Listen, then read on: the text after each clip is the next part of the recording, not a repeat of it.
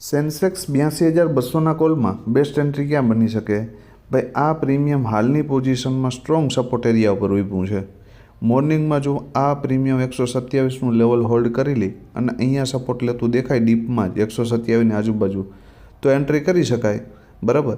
અને first target 318 માટે જઈ શકાય.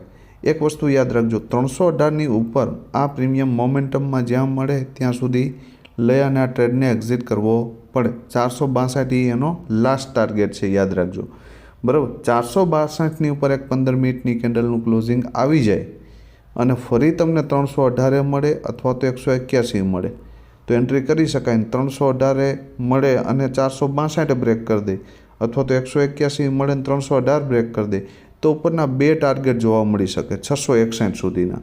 આ યાદ રાખજો.